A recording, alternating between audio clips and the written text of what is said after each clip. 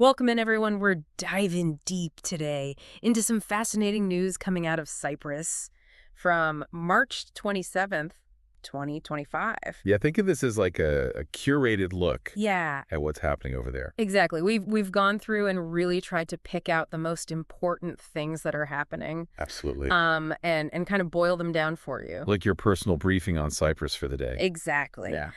So we're going to look at, we've got sources from all over the place. We're going to look at the political scene, the economic situation, some social developments. A little bit of everything. Exactly. And then also how Cyprus is kind of fitting into the wider world. Yeah, what's happening internationally. Exactly. Absolutely. So let's just jump right into it. Let's get started. And I think a good place to start is with President Christodoulis and some of his recent diplomatic activity. Yeah, he's been busy. He's been really active. He's been all over. So the thing that really kind of stood out to me was this recent trip he took to Paris. Right. Now, ostensibly he was there for a summit on Ukraine. Yes. But while he was there, he also had these separate meetings with French President Macron and Lebanese President Aoun. Yeah, those are key. Yeah, those are interesting. When you're at these sorts of events like the Ukraine summit, Right. Yeah. you've got leaders from all over the place. Yeah. And you can have these little side meetings. Yeah. Which often don't get as much attention. Right. But can be really substantial. Can be really important. Yeah. So I'm very interested to kind of see what comes out of those meetings. Absolutely, something to keep an eye on. Yeah. And it's fascinating because it's not just Europe that he's focusing on. No. He's also got this trip planned to the USA. Coming up soon. Yeah, he's going to be going to New York, Texas, and San Francisco. Hitting the whole country. Yeah, the whole gamut there. Yeah. And it seems like the focus of this trip is very much on attracting investment. Makes sense. Yeah. You go to New York, you hit the financial center. Yeah. You go to San Francisco, that's where the tech is. Yeah. Texas, you've got energy. Yeah. So it seems like So it's a very strategic trip. Yeah, it's a very deliberate attempt to kind of boost the Cypriot economy. Yeah, trying to raise Cyprus's profile on the world stage. Exactly. Politically and economically. Exactly. So that's definitely something that I think is worth paying attention to.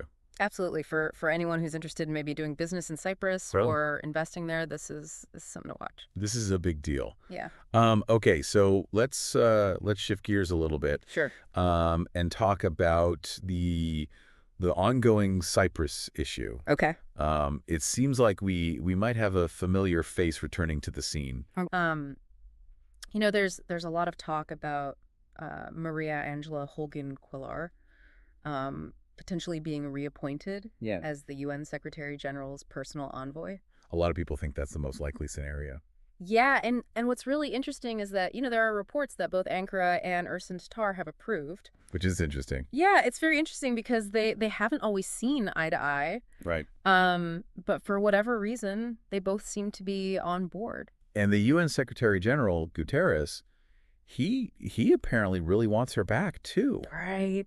I mean, that says something. Yeah, he clearly values her experience. Yeah, the Cyprus issue It's a complicated issue. It's incredibly complex. Yeah. It's been going on for decades. Yeah, so it makes sense that he would want someone who's already familiar with all the nuances. Absolutely, someone who can hit the ground running. Right. Yeah. Unfortunately though, it's not all positive news. No. When it comes to the UN and Cyprus, there have been some pretty critical statements coming from the Turkish ambassador in the occupied territories. Yeah, aimed at UNFICYP. Right. The UN peacekeeping force in Cyprus. Yeah, which has been there for a long time. Since 1964. Yeah, I mean, they've been a presence on the island. They're supposed to be keeping the peace. Right, exactly. But now the Turkish ambassador is saying they need permission. From the pseudo-state. From the pseudo-state to do anything. Yeah. Which of course refers to the Turkish Republic of Northern Cyprus. The TRNC, the self-declared. It's a self-declared republic. Yeah, which is not recognized by the international community. Right, exactly. So this is that point of tension. Yeah, it's a big point of tension. And it kind of highlights this fundamental disagreement. Right. About the legitimacy of the TRNC. The legitimacy. And I think it makes things really difficult. It does. for UNFI-CYP to actually do its job. It does. Trying to keep the peace in a place where there's such disagreement over basic things. who's in charge. Right, like who's even allowed to be there. Exactly. You know, so that's definitely something to keep an eye on as well. Absolutely. Okay, so staying on the topic of the occupied territories. Okay.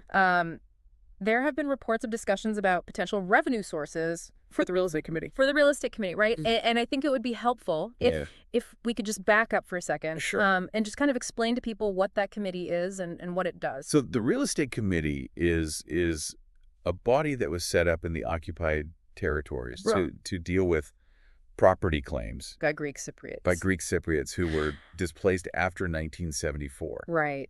So after the Turkish invasion, Right. many Greek Cypriots had to flee their homes Yeah. and leave their property behind. Yeah. And so this committee is supposed to Sort it all out. address those claims Right. and potentially provide compensation. Right. Okay. Now, the fact that they're discussing revenue sources probably means they're looking at How to fund it. how to fund their operations. Right. Yeah. And how to pay out those claims. Right. Because, I mean, that's been a That's a big issue. point of contention for a long time. Is how do you even compensate people for For something that happened for something that happened so long ago? so long ago. Yeah. And how do you determine Right. What's fair? what's fair? Yeah. Yeah. So this is definitely something that's worth following. Absolutely. And there's also this mention of a bill.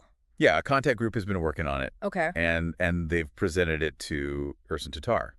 Okay. So it seems like they're trying to maybe formalize. Yeah, potentially adjust the procedures Yeah. or the financial mechanisms of the committee. Okay. So, yeah, worth watching to see what happens with that. Yeah, for sure. Yeah.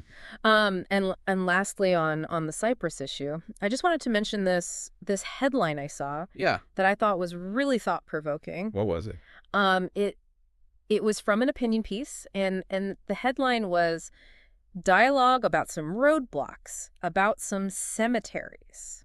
Wow. Yeah, I just thought it was very symbolic. It is. It's so succinct, Yeah. but it speaks volumes. Yeah. I mean, roadblocks. Yeah. Those are a physical representation Like a division. of the division, yeah. Yeah. And then The cemeteries, human costs. the human cost of the conflict. Yeah, it's very, very powerful. It is. It suggests they're trying to tackle some really tough issues. Yeah, the really kind of deep rooted. The emotional aspects of the problem. Yeah, so even though sometimes it feels like progress is slow, It could feel very slow. it's important to see that there is dialogue happening. Exactly. Those conversations are happening. Yeah. Even if they're difficult. Exactly. Okay, so let's move on now. Okay. And talk about the economic situation. All right. In Cyprus. The government seems to be pretty optimistic about public-private partnerships. Yeah, they're seeing a lot of opportunity there. Yeah, they're talking about fertile ground in a number of sectors. Yeah, like energy, tourism, Yeah. technology, real estate. Yeah, they're really looking at this as a way to kind of boost the economy. It makes sense. Yeah. I mean, when you've got a good public-private partnership, Right. you can really leverage the strengths of both sides. Yeah. You know, the government has resources Yeah. and the private companies have expertise. Right. And so you can potentially get things done more efficiently. Yeah, and you can also attract private capital, That's which is something that always a good thing. yeah, is always a good thing. And I think this is particularly relevant Yeah. for areas like energy and tourism. Which are so key to the Cypriot economy. Yeah, absolutely. And it's interesting because there's this report that Irini Piki, who's the Minister of Finance, Right. has requested information from Invest Cyprus, Which is the National Investment Promotion Agency. Yeah. So it seems like they're being proactive. They're looking into it seriously. Absolutely. Yeah, they're not just talking about it. They're taking action. They're taking action. Yeah. Yeah. So that's definitely something to keep an eye on as well. Yeah, definitely. We also saw this news about Eurobank. Yeah. Expanding its presence in Cyprus. That's a big deal. Yeah. Eurobank is a major player. Yeah, it's a huge financial institution. Yeah. And President Christodoulides has kind of made some significant messages about it. Seems like he's very happy about it. He seems to be very positive about it. Yeah. Which you can understand. Yeah. I mean, when a bank like Eurobank Yeah. is expanding its operations, It shows that they have confidence. it shows confidence in the economy. Right, exactly. And it can also bring a lot of benefits It to can. Cyprus. Yeah. It can create competition. Which is good for consumers. Yeah. It can lead to better services. Yeah. It can create jobs. Yeah, and it can also, just kind of inject some energy. Yeah, some dynamism. Yeah, into the financial sector. Absolutely. Okay, so another positive thing we're seeing in the economic news is this rapid growth of the Cypriot startup ecosystem. Oh yeah, that's really exciting. Yeah, we're hearing about success stories. Yeah. And the key role that the Research and Innovation Foundation, which is known as right. is playing. They're doing some great work. They're really doing some amazing work. They're providing funding, they're providing support. They're really nurturing those new companies. Yeah. Helping them to grow. And it's leading to job creation. Yeah. It's attracting private capital. It's boosting the whole economy. Yeah, and there's this expectation that there will be new funding opportunities. Which is great news. Yeah, it's fantastic news. So,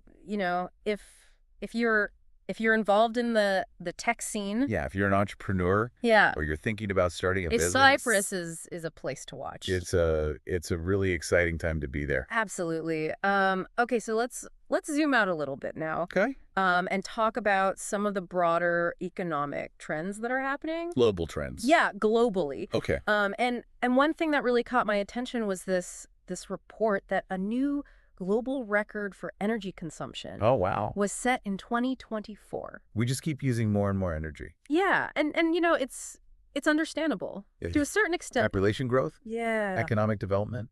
People's lives are improving in many parts of the world. But it also raises some really important questions. About sustainability. Yeah. About our reliance on fossil fuels. Yeah. About the need to transition to cleaner energy. Yeah, and I think this is something that's going to have long-term implications for everywhere, including Cyprus. Absolutely. Energy policy. Yeah. Is going to be a key issue going forward. It's going to be a huge issue, yeah. Yeah.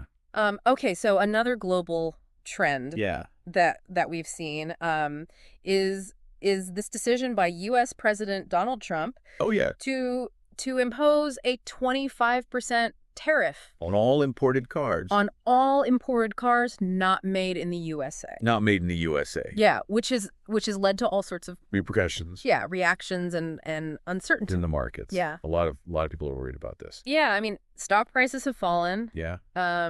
The EU has said that they're going to try to find the solution. Trying to negotiate, but it's unclear. It's unclear what's going to happen. Yeah, what the ultimate outcome is going to be. These kind of trade wars, they can be very unpredictable. They can be very damaging. Yeah.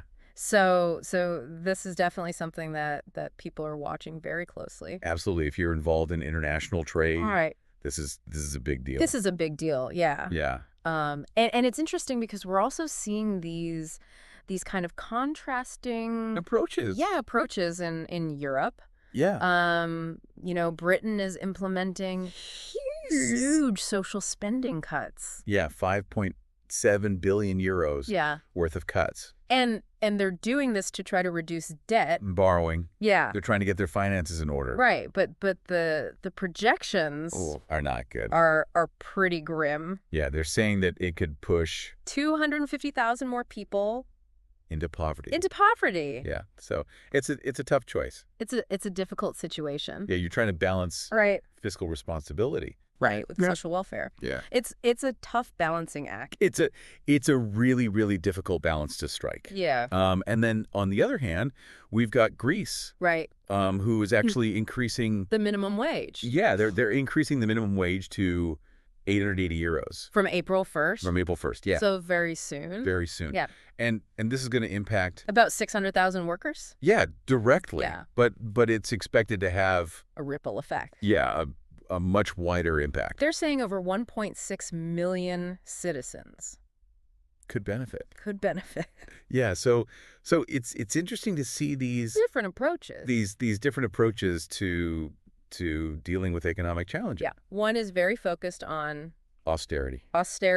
Yeah. Cutting spending. And the other one is more about trying to stimulate the economy. Yeah, trying to to put more money in people's pockets. Yeah, and hopefully that will lead to more spending. Right, which will boost the economy. And hopefully, create a virtuous cycle. Exactly. Okay, so let's Back to Cyprus. let's bring it back to Cyprus. Oh. And talk about a couple of other economic developments. Sure. The government has said that they're going to be releasing an action plan Oh, interesting. with incentives to encourage Cypriots living abroad To come back. to come back. Yeah, so this is interesting. This is about brain gain. Yeah. A lot of times we talk about brain drain when Right. people leave a country Yeah. to go find better opportunities elsewhere. Yeah. But this is about trying to reverse that trend. Right, trying to attract people back. Yeah.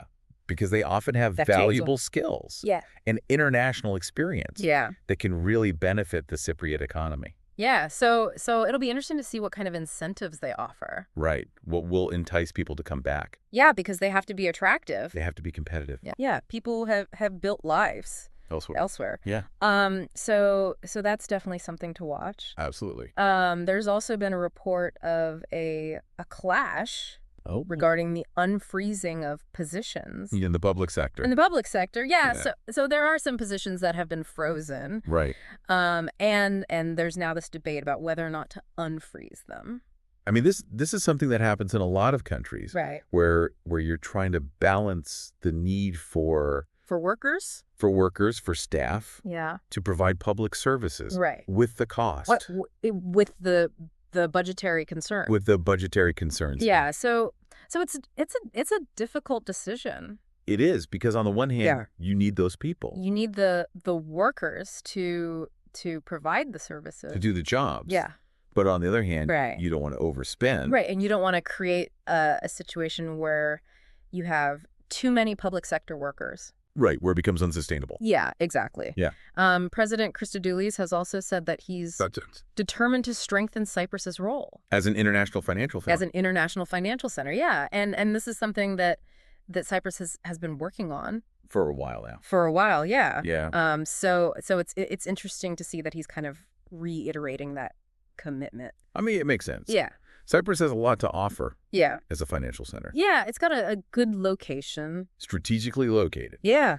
It's got a skilled workforce. Yeah. It's got a favorable tax regime. Yeah, so there are a lot of things going for it. Absolutely. And it'll be interesting to see what specific steps they take To strengthen that role. to kind of really solidify that position. Yeah. And then lastly, on the economic front, Okay. there's this report about the cost of housing. Oh, yeah. And how it's really impacting households and young people. It's a major issue. Yeah, they're calling it a burning issue. And this is something that's Not unique to Cyprus. No, this is a global phenomenon. Yeah, a lot of countries are struggling with this. Yeah, where house prices are just skyrocketing. Yeah, and it's making it really difficult For people to afford to live, Yeah. especially young people Yeah. who are just starting out. Right. And it can have all sorts of knock-on effects. Yeah. It can make it harder to attract talent. It Right. can make it harder for businesses to grow. Yeah, it's a really complex issue. It is, and there's no easy answers. No, there really aren't. Yeah. Okay, so let's move on now. Sure. And talk about some of the social issues and local incidents Okay. that have been happening. What do we got? So sadly, there were a number of fire incidents Oh, no. across Cyprus, and there were some people who were hospitalized as a result. That's awful. Yeah, it's really sad. There were 2 women in Nicosia, Okay. an elderly woman in Sotira, Right.